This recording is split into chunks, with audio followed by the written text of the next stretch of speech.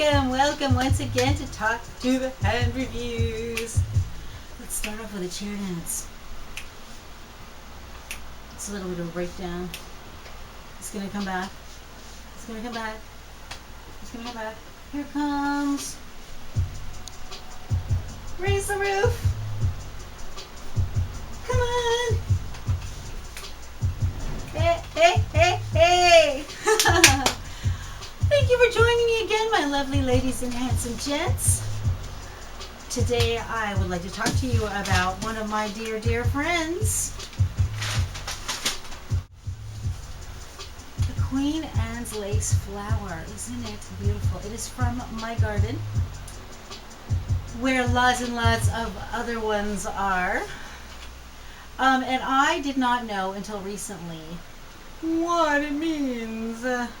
Queen Anne's Lace. Why do they call it Queen Anne's Lace? Who is Queen Anne that they're talking about? Chances are there's more than one Queen Anne.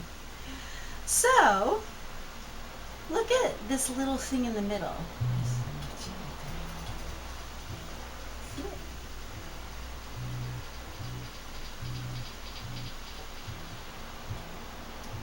It's a little, like a little, it's like a little, very, very dark violet type of little dot in the middle. Here's the story behind that.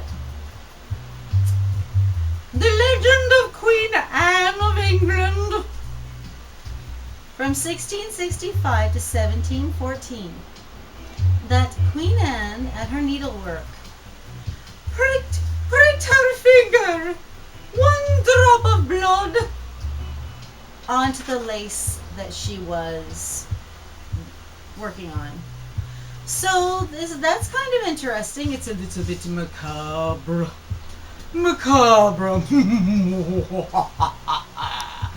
It's a little bit macabre. In fact,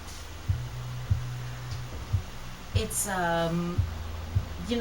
this is a really great plant. But I'm going to put it down now so I can just tell you a little bit about it. And I found one fragrance that has it as a note. So I'm going to tell you what that is. Okay, I'll be right back. I'm back. Okay, so the story with Queen Anne's Lace. Just the facts, ma'am. Native to the Mediterranean, it is part of the carrot family. It is part of the cilantro, parsley, dill, carrot relatives, cousins. It is a valuable food source.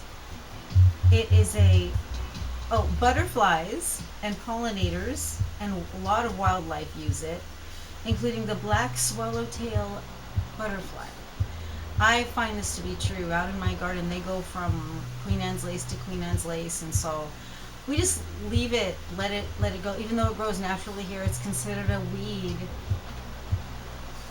We like it, and you know what else? Like the solidago, we sell it in flower shops. We really do. So it's kind of one of those things and I never saw that in Southern California growing up, or in Northern California growing up. I never saw that until I came to Canada, and I saw them in the field, and I have them here in my garden. But when I used to work in flower shops, they were ordered. So we did use them, and they are gorgeous. So just because something is a weed where you live, it might be an exotic specialty somewhere else. So anyhow, moving on. So that was the legend. It's a medicinal herb and food plant. But there's some very important things I need to tell you about this plant. It is actually a cousin, and it looks very similar to the giant hogweed. The giant hogweed looks like this, but it's giant. Like, it's 10 feet tall. It gets really, really tall. And they grow in Toronto area. Well, they grow in Canada. I know they grow in Eastern Canada, and I don't exactly know where else they grow. But it's one of those things, like if you ever see one, like just don't even mess with it. Just run. Don't even touch it, because that's one of the things is that the leaves, they have something called it's a photosynthesis, or something or other, that the sap, if you touch it, it can make you your skin really sensitive to light, and it can be a problem. So watch out for that one, friends. Okay, and also too, not only the giant hogweed, which is like, I think they call it, dun dun dun, the deadliest plant in North America. But also, its cousins, cow parsley and poison hemlock, which is, I think, maybe poison hemlock can also be called, dun dun dun, the deadliest plant in North America. Look into it, though, because you just want to be sure. So, yeah, all those lookalikes to my beautiful friend Queen Anne's Lace, all those are kind of not cool. So, like, stay clear.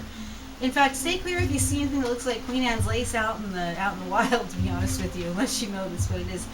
But I know that that's what this is because it's in my garden. But, so yeah, that's Queen Anne's Lace. A few Queen Anne's Lace facts. Now, in my little search for fragrances that had Queen Anne's Lace, I was surprised that, I found tinctures on Etsy, in fact. If you're looking for a tincture they have a lot of different purposes. You know how flower oils sometimes they're said to have energy and people use them in different kinds of healing and things like that. I don't know anything about it. I just know it exists. But I think that was the kind of thing that was available on Etsy when I just went looking around. 'Cause I was really trying to find any fragrance at all that said that it had the note of Queen Anne's Lace. And by the way, there's really no fragrance to my Queen Anne's Lace. I read some other people that said there was a lot of Queen Anne's Lace.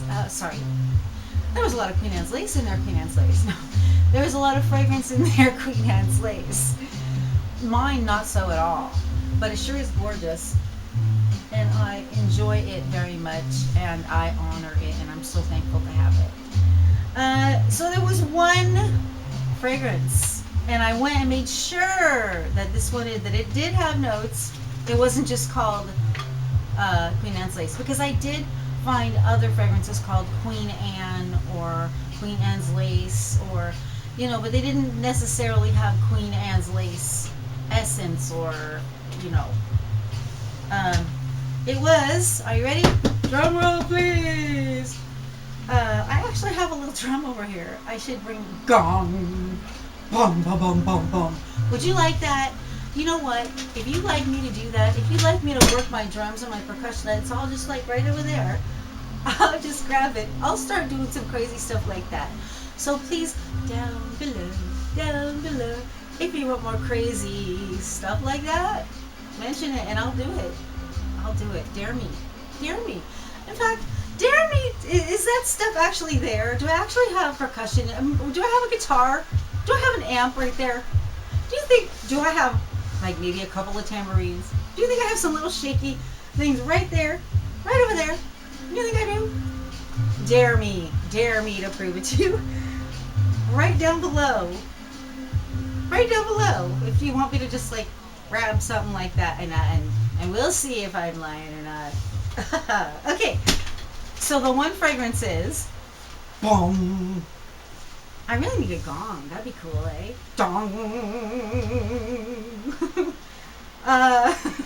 Okay, here it is. DS and Durga Fragrance House Highlands, Hylnds, Highlands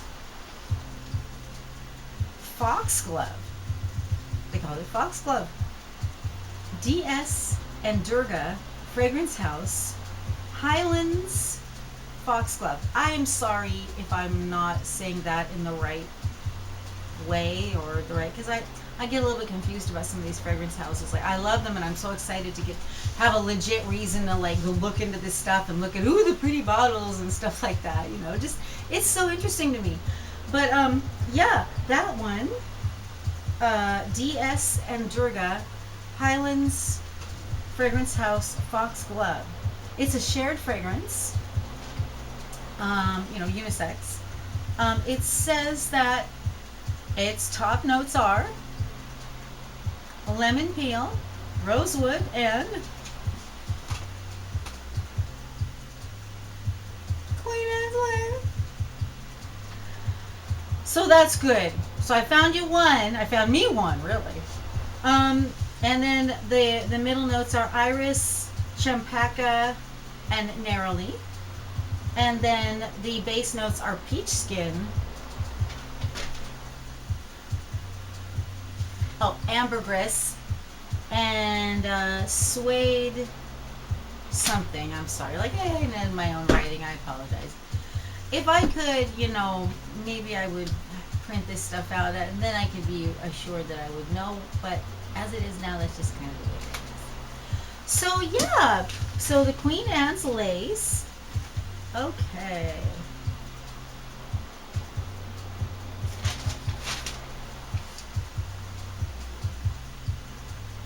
But in that Highlands foxglove. By the way, it had no foxglove in it, which is so interesting. That's the case a lot of times, eh? Thank you so much for watching my little quick video about my friend the Queen Anne's Lace. I hope to see you next time, and until then, enjoy every moment that you can, and keep on dancing. Bye!